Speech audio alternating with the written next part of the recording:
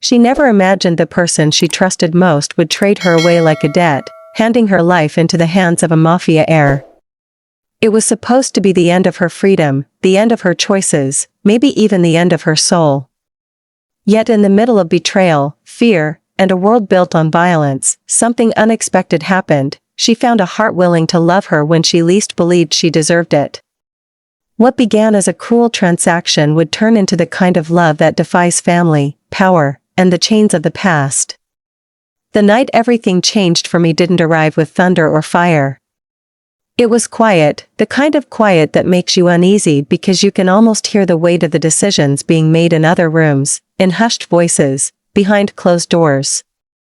I had spent years trusting him, the man who was supposed to protect me, guide me, maybe even love me in his own twisted way. He wasn't family by blood, but he was the only one I had left. To me, he was safety, even if sometimes it was rough, even if his promises often came with bruises of disappointment. I wanted to believe I mattered to him, that I was more than just another responsibility he had taken on after the world stripped me of parents and a normal life. I wanted to believe he saw me as something precious, something worth keeping. But that illusion began to crack the moment I noticed how he looked at me less and less like a person, and more like a ticket to solve his own problems. That night he came home late, his shirt half untucked, his face pale from the shadows that never left his eyes. He poured himself a drink, then another, his hands shaking a little, and for once I noticed fear in him. Fear was not something he allowed anyone to see, but I had lived with him long enough to read his silences. I asked him if something was wrong, and he didn't answer. He only said, "You'll be fine. This is bigger than you. Don't fight it." At that moment, I didn't understand. But my stomach turned as if my body already knew what my heart refused to believe. The truth revealed itself the following morning when strangers in black suits appeared at the door. Their eyes carried a sharpness that made me step back, and when they spoke my name, my guardian nodded as if he had signed away a package. That was when I understood.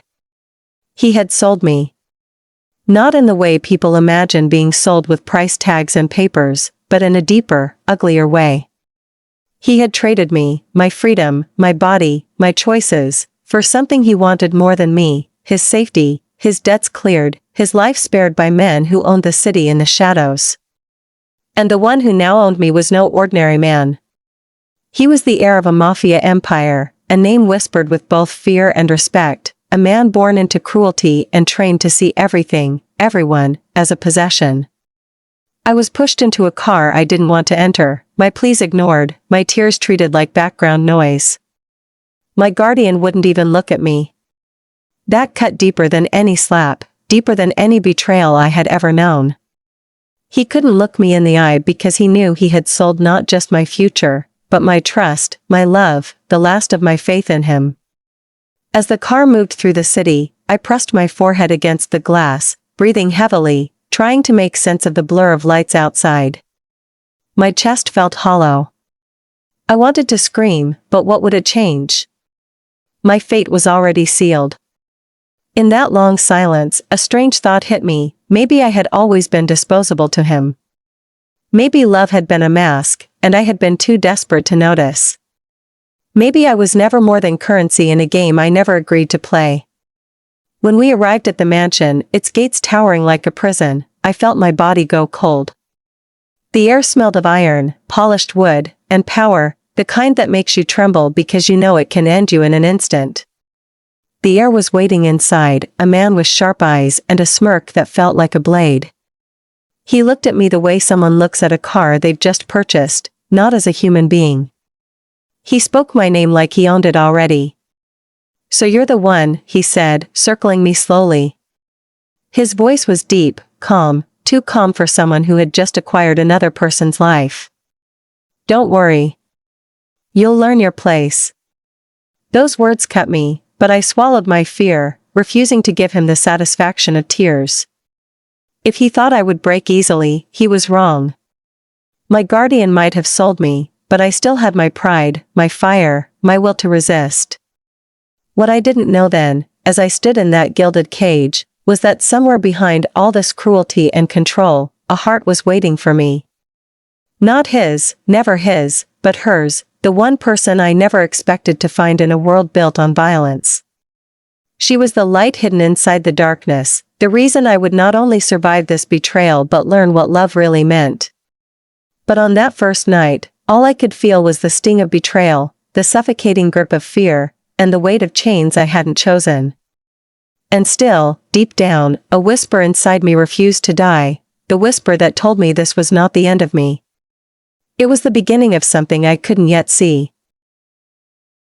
The first days in that house were like drowning in silence. The mansion looked beautiful to the eyes of strangers, all marble floors and chandeliers dripping with gold, but for me it was nothing more than a carefully decorated prison. The air, Luca, made it clear from the start that my presence was not out of kindness. I was there to serve as leverage, as something he could control to remind others of his power. He barely spoke to me except to issue orders. I was expected to obey, to walk when told, to sit when told, to remain quiet and invisible until he decided otherwise. Every sound in that house carried tension.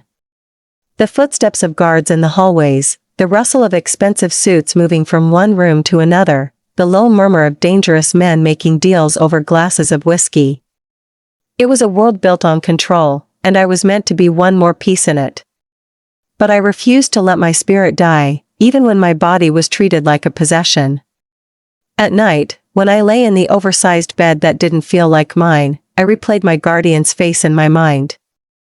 I wondered if he had felt any guilt when he handed me over, or if he slept peacefully knowing I was gone. I wondered if I had been nothing more than a burden to him, another weight he couldn't carry. Those thoughts tore me apart, but they also lit a fire in me. If he had abandoned me, then I would not abandon myself.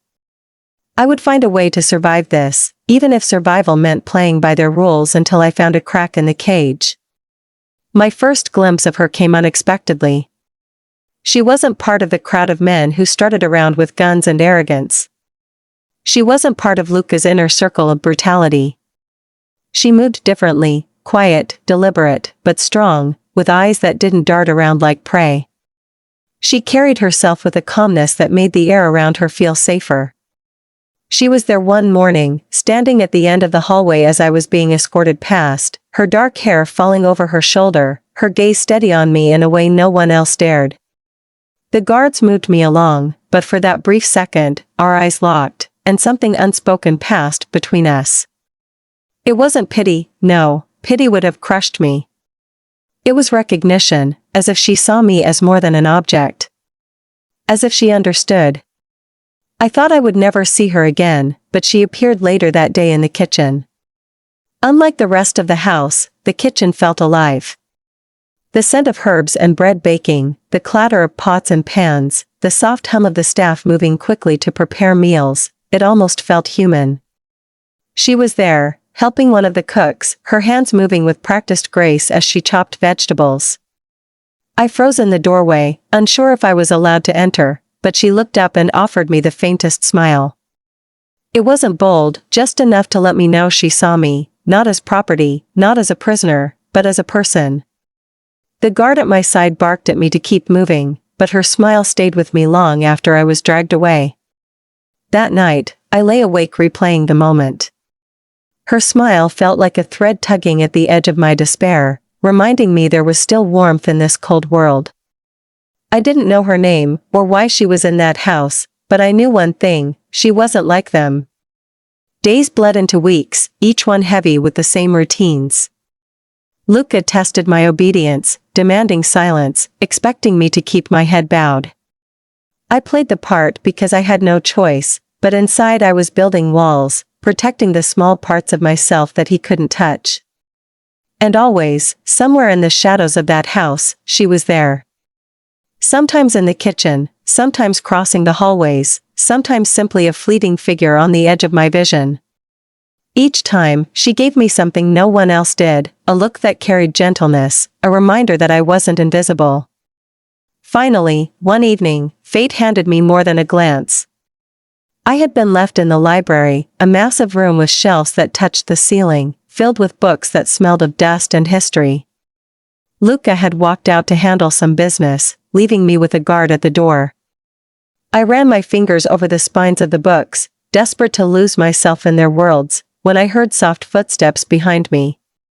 I turned, and there she was, standing quietly with a tray of tea. She set it on the table and glanced at the guard, who barely lifted his head. Then she looked at me. Her eyes held questions, unspoken but clear. Was I all right? Did I need something? Did I still have the strength to hold on? I opened my mouth, but no words came. My throat felt tight, my chest heavier than ever, yet when she handed me a cup of tea, her fingers brushed mine for the briefest second, and it felt like lightning. Not the destructive kind, but the kind that wakes you, that reminds you you're still alive. She whispered her name then, soft enough that only I could hear. Elena. It was just one word, but it carried more weight than any promise I'd heard in months. For the first time since being sold into this nightmare, I felt the faintest spark of hope. Not escape, not freedom, not yet. But connection. And in a world designed to break me, connection could be the thing that saved me. That night, I couldn't sleep. My mind replayed her voice, her name, her eyes. I didn't know who Elena truly was or what role she played in this house of power and blood, but I knew something had shifted. In the shadows of betrayal and captivity, a new thread had been woven into my story. And it pulled me toward her with a force I could no longer ignore. The days that followed our first true meeting seemed to change the air around me. The mansion was still the same cold fortress, filled with men who treated me like I was invisible unless they needed to assert their dominance, but somewhere inside its walls, I carried the memory of her voice, her name, her eyes that had looked at me without cruelty.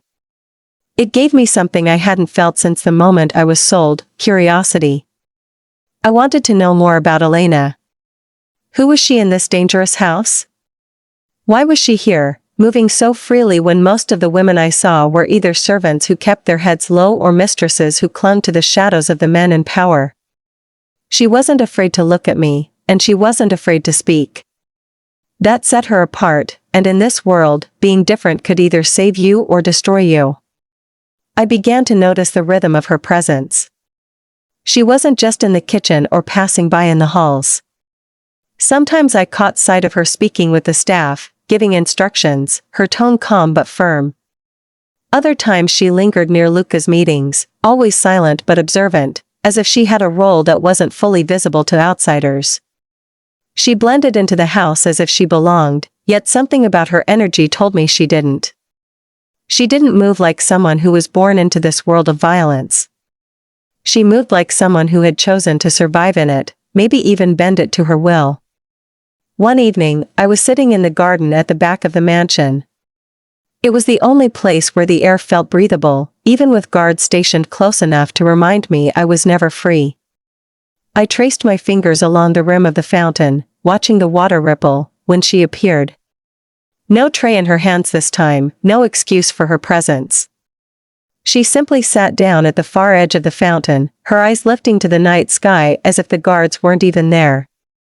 I hesitated before speaking, my voice low, shaky from weeks of silence. Why are you here? It wasn't the question I meant to ask, but it was the one that slipped out. She turned her head slightly, a faint smile tugging at her lips. Why are you?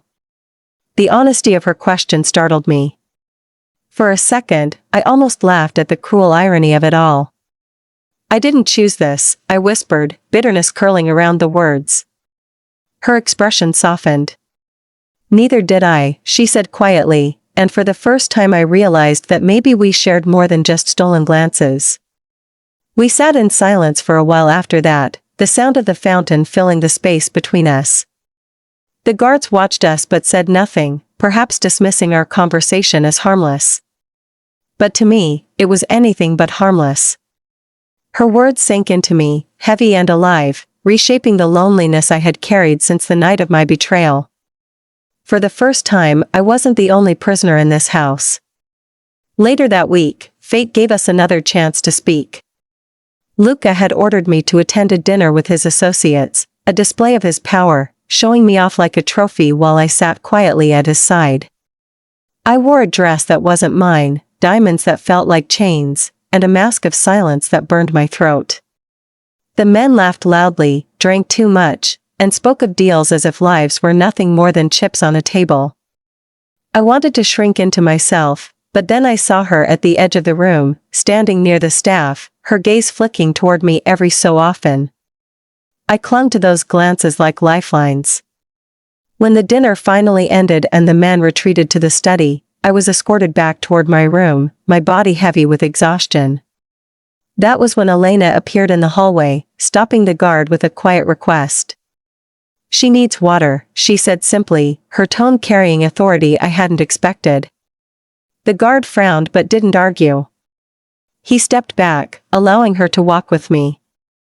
The moment we turned the corner out of his view, she handed me a small folded piece of paper. My breath caught as I tucked it quickly into the folds of my dress before the guard reappeared. That night, I read it under the thin glow of a lamp, my heart racing as if I were holding contraband more dangerous than any weapon. Her handwriting was neat, sharp, and deliberate. It said only a few words: "You are not alone." Those words lit something inside me I thought had been buried for good. Not alone. Even in this place, even as someone's possession, even as a pawn in a world I never chose, I was not alone. The days after that note became both a torment and a salvation. Torment, because I longed for more words, more moments, more pieces of her. Salvation, because those 4 words gave me strength to stand straighter, to hold my gaze a little higher, even when Luca's smirk tried to bend me down. Slowly, quietly, a connection was forming between us, one that had to be hidden in every look, every brush of fingers, every whispered word stolen in the cracks of the mansion's walls. I didn't know where it would lead or if it could survive the danger surrounding us, but I knew one truth as clearly as I knew the beat of my own heart: Elena was the only light in this darkness, and I would follow that light no matter the cost. The mansion was a world of shadows, but by the time weeks had passed, those shadows became the very cover Elena and I used to build something fragile yet alive between us. What began with a glance, then a note, became stolen words whispered when the guards weren't paying attention, brief touches disguised as accidents, and meetings arranged without ever saying them aloud. It was dangerous, and that danger made every second burn brighter, sharper, as if the risk itself carved our bond deeper into my skin. Elena knew how to move in this house. She had an instinct for silence, a way of blending into the corners that kept her invisible to men too drunk with their own power to notice the quiet women who kept the mansion breathing. But with me, she was different. With me, her eyes lingered, her voice softened, and though she never said it, I knew she was watching, protecting me in the only ways she could. One evening, when Luca was gone on some business that would stain the night with someone else's blood, Elena slipped into my room. She closed the door behind her, and for the first time since my arrival, I felt what freedom could taste like, not freedom from the house, but freedom from the suffocating loneliness it carried. She sat at the edge of my bed, her presence both gentle and powerful. "You look tired," she whispered, and I couldn't hold it back anymore. My voice cracked when I answered, "I feel tired all the time." I had hidden my emotions for weeks, but with her, the walls crumbled. She listened as I poured out everything I had swallowed, the betrayal, the fear, the way I felt more like a possession than a person. She didn't interrupt, didn't offer false promises, just let me speak until my throat ached. When I finally went silent, she reached for my hand.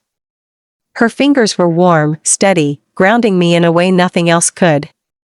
"You are still you," she said softly. "They can take away your choices, but they can't erase you. Don't let them." Those words pierced through the fog of despair I had been living in. I didn't realize how badly I needed to be reminded of who I was until she said it. For the first time in a long time, I felt like I wasn't disappearing. From then on, our secret moments grew. Sometimes it was in the garden at night, when the guards were bored enough to turn their backs. Sometimes in the library, where books gave us cover and silence gave us courage. We spoke about our pasts, though carefully. I told her about the man who had raised me, how he had traded me for his safety, how that betrayal felt like a knife that would never stop cutting. She told me about her family, pieces of a life she had lost, about how she had found her way into this house not by choice but by survival. She didn't explain everything, there were still parts of her locked away, but I didn't push. It was enough to know that she, too, carried scars that shaped the way she moved through the world. There were nights when laughter even found us, quiet and unexpected. She had a way of teasing me gently, of finding humor in the smallest details, and for those moments, the mansion's weight lifted from my chest. I started to feel something I thought I had lost forever, hope. But with hope came fear, sharper than ever. The more I cared for her, the more terrified I became of what would happen if we were discovered. Luca was a man who dealt with disobedience by breaking bones and spilling blood. If he ever saw the truth in our eyes, he wouldn't hesitate to destroy us both. That knowledge haunted me, yet it never stopped me from reaching for her hand when no one was looking, or from letting my shoulder brush hers when we passed in the hallways.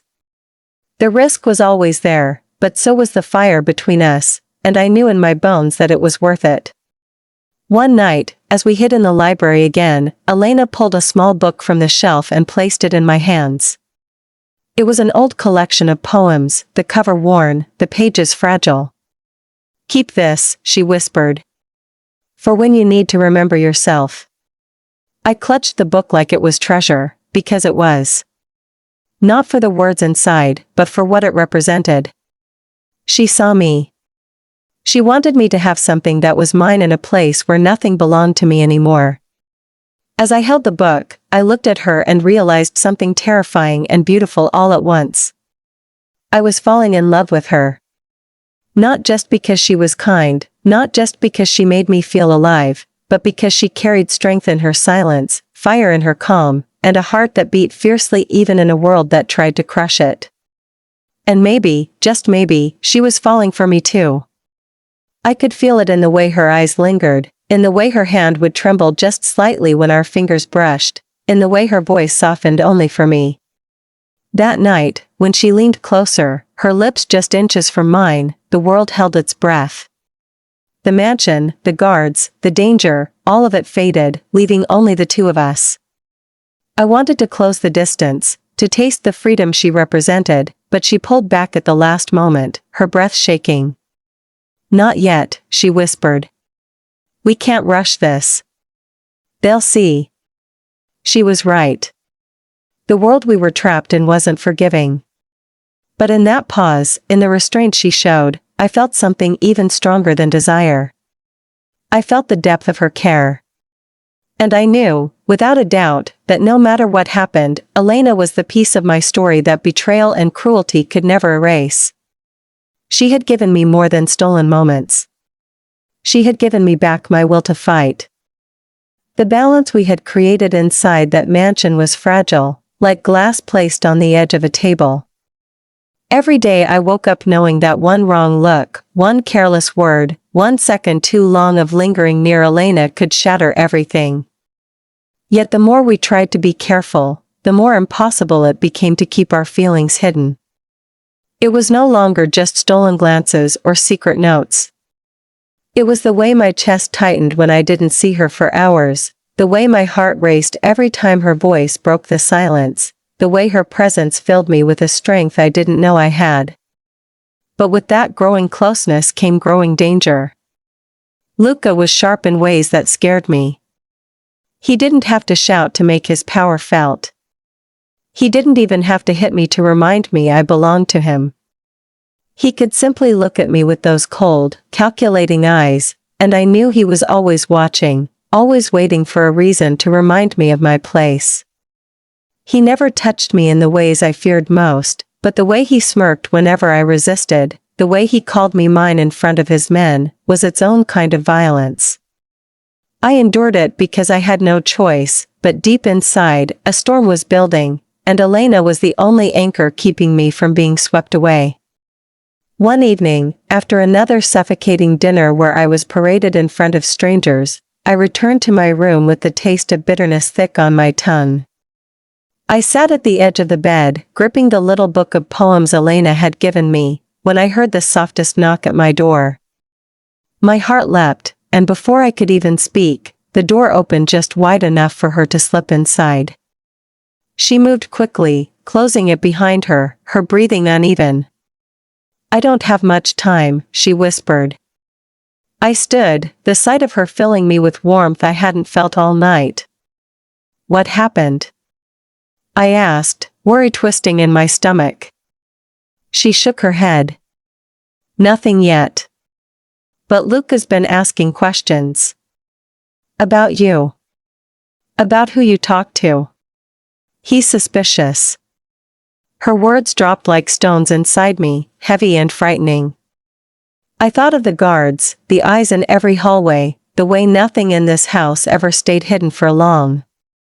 Panic threatened to rise, but then she reached for my hand, her grip firm, grounding me. "Listen to me," she said. "We can't let him see us. Not like this.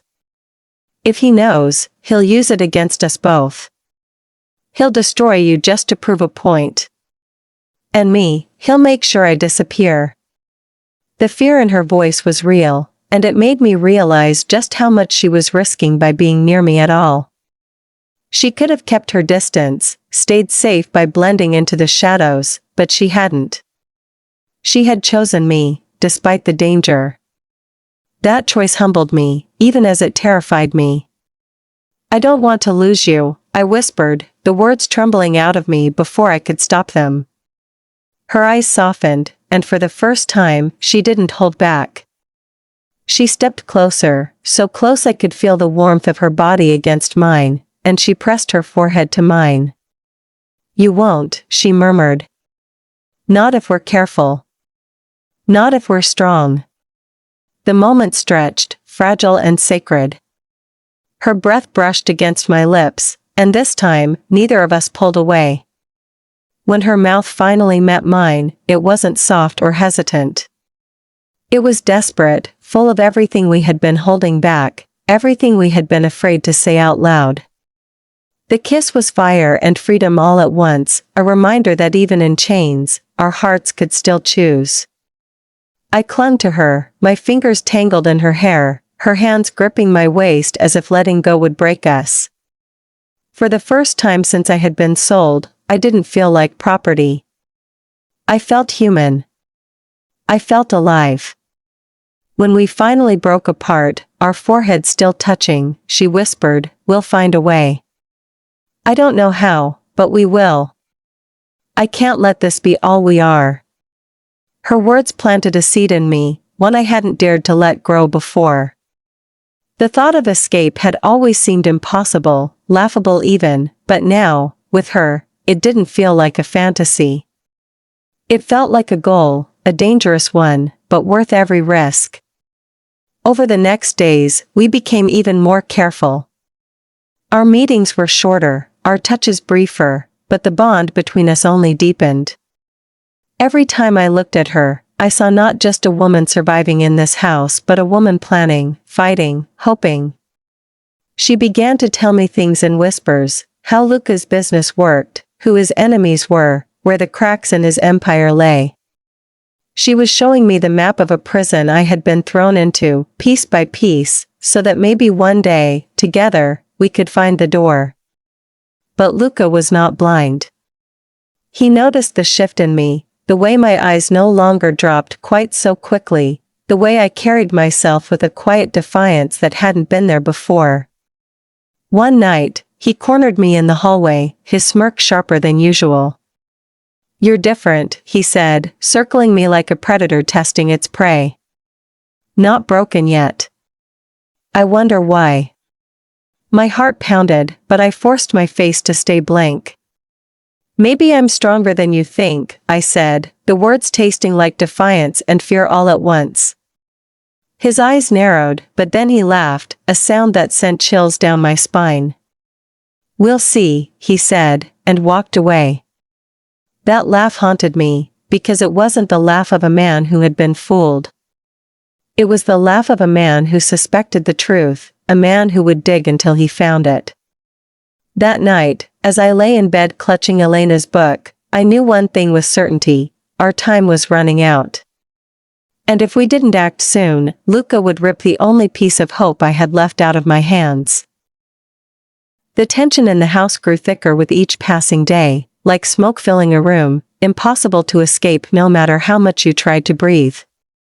Luca's eyes followed me more often now, sharp and calculating, as though he was waiting for me to slip, waiting for the moment my mask would crack and reveal the secret I was desperate to protect. His questions became sharper too, not always spoken outright but buried in his tone, in the way he lingered in silence after asking me what I had done with my time or who I had spoken to. Every word felt like a test, every look like a blade pressed against my throat. And yet, even under that growing threat, I could not stay away from Elena. She had become the only reason I still held myself together, the only reason I hadn't surrendered to despair. Without her, the mansion would have swallowed me whole, but with her, even the darkest corners held a spark of light.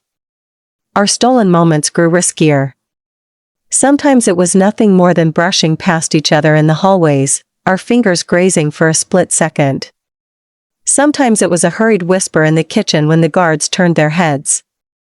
Once, late at night, she slipped into my room again, but this time her face was lined with fear. She shut the door quickly and leaned against it, her chest rising and falling with quick breaths. "He knows something," she said softly, her eyes darting to the corners of the room as if Luca himself could step out of the shadows at any moment. "Not everything, but enough to suspect. We have to be careful now, more than before." I stood, crossing the room to her, my hands reaching for hers. "What do we do?" I asked, my voice breaking under the weight of dread. She held my gaze, her eyes steady despite the fear in her voice. "We plan," she said simply. "If we wait, he'll take everything from us. But if we move first, maybe we have a chance." I had dreamed of escape before, always in vague, desperate ways, but I had never allowed myself to truly imagine it. Her words made it real. Her belief made it possible. For the first time, we began to talk about leaving not as a fantasy, but as a decision. She knew the mansion better than anyone. She knew which doors were locked and which weren't, which guards grew careless during long shifts, and which nights Luca was away handling business that took him into the depths of the city. She mapped it out in whispers, piece by piece, showing me a world of possibilities I had never seen. But with each possibility came 1,000 dangers. One wrong step, one wrong sound, and Luca would crush us both without hesitation. Fear gnawed at me constantly, but love drove me forward. Because that was what it had become, love, undeniable and fierce. I felt it in every word Elena spoke, in every touch she allowed herself to give me, in every risk she took just to remind me I was not alone. The thought of losing her was more terrifying than any punishment Luca could devise. One night in the library, when the guards had grown lazy and Elena stood close enough for me to feel her warmth, I whispered the words I had been carrying inside me. "I love you." The silence that followed stretched painfully, but then she reached out, her hand trembling as it touched my face. "I love you too," she said, her voice breaking, her eyes glistening with a truth she could no longer hide.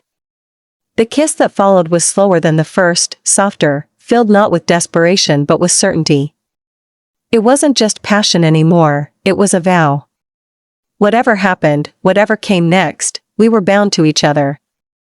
And it was in that moment of fragile happiness that danger found us.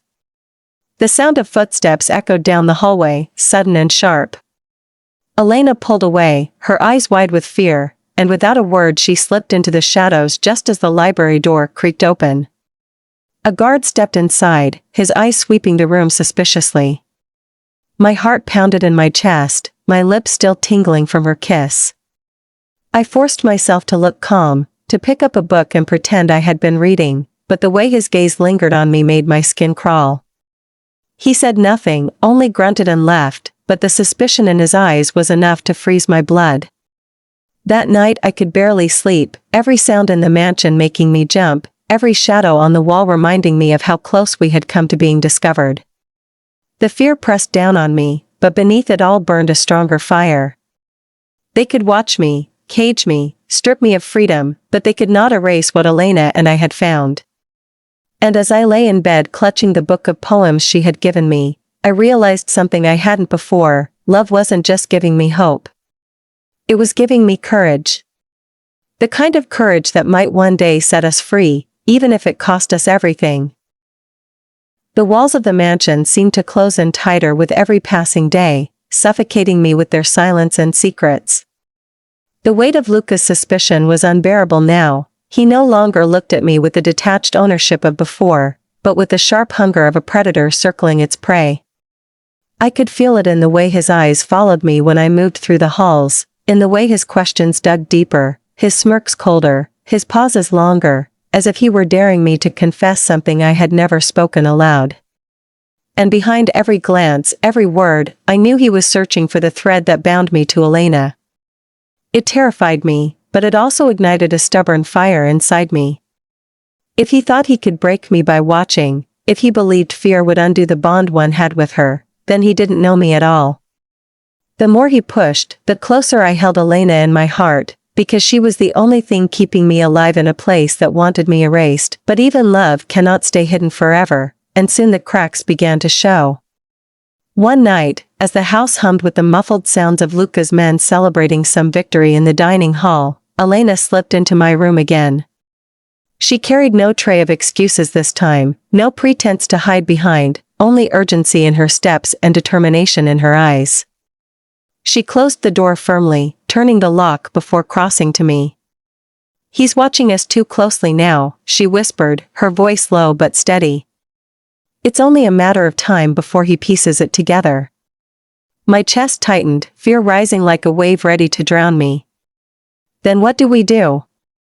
I asked, my voice breaking. "I can't lose you, Elena. I can't." She reached for me, her hands cupping my face, her thumbs brushing away the tears I hadn't realized were falling. "You won't," she said firmly. "But we can't wait any longer. If we stay, he will destroy us both. The only way forward is to leave." The word leave hung between us, heavy and terrifying. I had imagined escape before, always as a desperate dream I didn't dare hold too long. But now, as Elena laid out the pieces of a plan she had been building quietly, carefully, I realized it was no longer a dream. It was possible. Dangerous, yes, and fragile, but possible. She had studied the mansion, the guards, the routines. She knew the blind spots in their patrols, the weaknesses in their arrogance. She had even stolen a key that could open one of the side gates used by staff at night.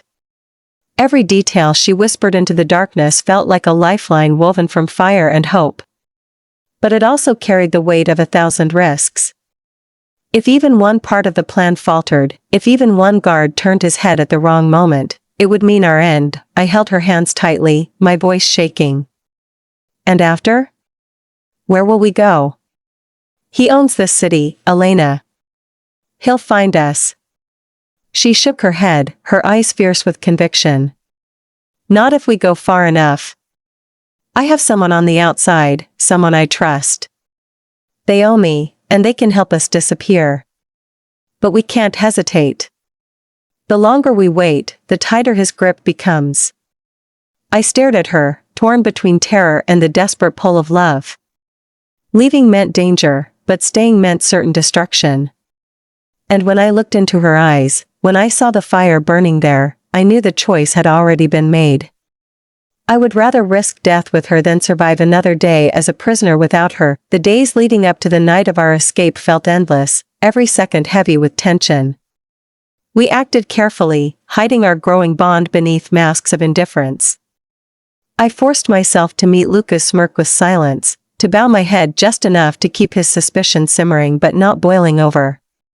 Elena avoided me in public, her eyes never lingering too long, her steps always measured, but in the briefest moments we passed, the electricity between us was undeniable. The anticipation was suffocating, but it also gave me strength. Every hour brought us closer to freedom. On the night it was meant to happen, the mansion was unusually quiet. Luca had left for a meeting that would keep him away until dawn, and most of the guards were drunk from their celebrations. Elena came to me just past midnight, her movements swift and silent. She carried only a small bag and the stolen key, her eyes blazing with determination. "It's time," she whispered. My heart pounded so loudly I was sure the guards would hear it, but I nodded, gripping her hand as if letting go would mean losing everything. We slipped into the hallway, every creak of the floorboards sounding like thunder in my ears. Elena moved with practiced calm, guiding me through hidden passages I hadn't known existed, down narrow staircases and through doors disguised to blend into the walls. Each step was a battle against fear, each shadow a threat, but her hand in mine steadied me. When we finally reached the side gate, the world beyond it felt like a promise just out of reach. The iron bars loomed in front of us, and Elena pulled the key from her pocket with trembling fingers. She slid it into the lock, her breath held tight, and the quiet click as it turned was the sweetest sound I had ever heard. She pushed the gate open just enough for us to slip through, and for the first time in what felt like an eternity, the night air touched my face without chains attached to it. I wanted to cry, to laugh, to run, but Elena's grip on my hand tightened. "Not yet," she whispered. "We're not safe yet." We moved quickly down the narrow path beyond the mansion's walls, the darkness cloaking us as we kept to the edges of the road. For a brief, fragile moment, I believed we had done it, that we had escaped, that freedom was finally ours. But then, behind us, the sound of voices shattered the night. Guards, shouting. The metallic clatter of guns being readied. They had discovered the empty room, the unlocked gate, the missing key. My blood turned to ice as Elena's eyes locked with mine, fierce and unyielding. "Run," she said, her voice steady despite the danger closing in. And in that instant, with her hand still in mine and the world erupting behind us, I knew there was no turning back. The night swallowed us whole as we ran, our breaths ragged, our footsteps hammering against the ground like frantic drumbeats. Elena's hand gripped mine so tightly it hurt, but that pain was the only thing keeping me tethered to reality. Behind us, voices roared, the heavy boots of Luca's men pounding against the earth. Their shouts sliced through the darkness, harsh commands mixing with the guttural curses of men who had just realized their prey had slipped the leash. The mansion loomed behind us, a fortress of shadows, and every step I took away from it felt like a fragile miracle. But freedom was not yet ours, it was dangling just ahead, like a star always slightly out of reach. My lungs burned, my chest heaving as though it would tear apart, but Elena never slowed. She moved with the kind of determination that defied exhaustion, her body fueled by something greater than fear. She pulled me down narrow alleys, across fields where the grass whipped at our legs, always keeping to the darkest corners of the night. And still, the voices followed. Still, the sound of pursuit closed in like a tightening noose. We reached the edge of the woods, the tall trees rising like silent sentinels against the moonlit sky. Elena yanked me forward, her voice low but sharp with urgency. "The forest will cover us," she whispered, dragging me into the thicket. Branches scratched at my arms and face, roots twisted beneath my feet, but the shadows offered us shelter. The men chasing us weren't far, their flashlights slicing through the night, their beams cutting across the trees like blades of light. I could hear them shouting to each other, spreading out, searching. My heart thundered so violently I thought it might betray us, its pounding echoing louder than my breaths. Elena pressed me against the rough bark of a tree, her body shielding mine as one of the beams swept dangerously close. We held our breaths, frozen in place, every muscle screaming for release. For a moment, it felt like the forest itself was holding its breath with us. The guard's light wavered, lingered, then moved on. Only when the sound of his footsteps faded did Elena let out a shaky exhale, her forehead pressing against mine in the darkness. "Just a little further," she whispered, her voice trembling not with fear but with determination. "We're almost there." I wanted to believe her. I needed to believe her. So I nodded, swallowing down the terror clawing at my throat, and followed as she led me deeper into the forest. The path grew steeper, rocks and roots snagging at our feet, but the night air smelled different here, cleaner, freer, as if the world beyond Luca's control was finally brushing against our skin. And then, through the trees, I saw it, the faint glimmer of headlights on a road not far ahead. My chest clenched with hope so sharp it almost hurt. That had to be the contact Elena had spoken of, the one who owed her, the one who could help us vanish.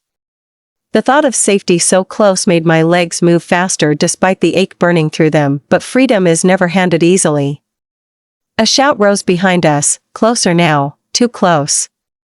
The guards had found our trail again, and the crack of a gunshot split the night. The bullet slammed into the tree beside us, sending bark flying.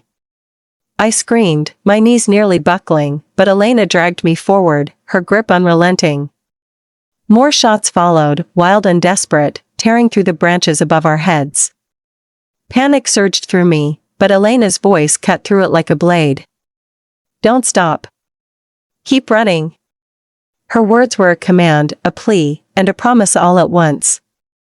So I ran, tears streaming down my face, my lungs on fire, every step fueled by the thought that freedom, or death, waited just beyond the trees. When we finally burst onto the road, the blinding headlights of a car seared my eyes. Tires screeched as the vehicle skidded to a stop just yards away. A man stepped out, tall and broad-shouldered, his face obscured by the glare of the lights. Elena's grip tightened on my hand as she called out his name. Adrian. Her voice cracked, but it carried both relief and desperation. The man's head snapped toward us, recognition flashing across his features. Without hesitation, he waved us forward. Get in, he shouted, his voice rough but urgent.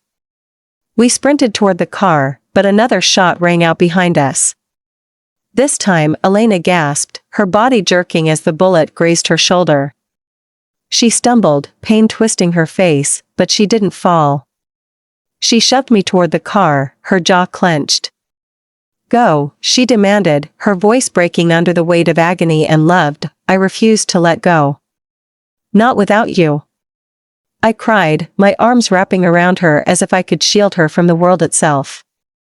With sheer force of will, she pushed forward, and together we stumbled into the back seat as Adrian slammed the doors shut.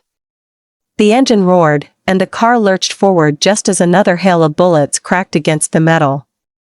The sound was deafening, but the vehicle surged ahead, carrying us away from the voices, the lights, the mansion, and the cage that had held me captive for so long. I collapsed against Elena, my hands pressing against her bleeding shoulder, my sobs shaking my chest. Don't you dare leave me, I whispered, my voice raw with fear. Her hand found mine, squeezing weakly but with all the strength of her soul. Never, she whispered back, her eyes shining through the pain. I promised you freedom, and I promised you love.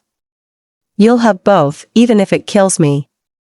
Adrian drove in silence, his jaw tight, his eyes flicking to the rearview mirror as the road stretched endlessly ahead. The city lights fell away, swallowed by darkness, and still the car carried us forward. I didn't know where we were going, what danger still lay ahead, or whether Luca's reach would follow us into the night. But as Elena leaned against me, her head resting on my shoulder despite the blood staining her shirt, I knew one thing with absolute certainty, I was no longer a prisoner. I was no longer someone else's possession. I was hers, and she was mine. And whatever the future held, pain, fear, struggle, it would be ours together. For the first time, the air I breathed was my own. For the first time, I felt alive.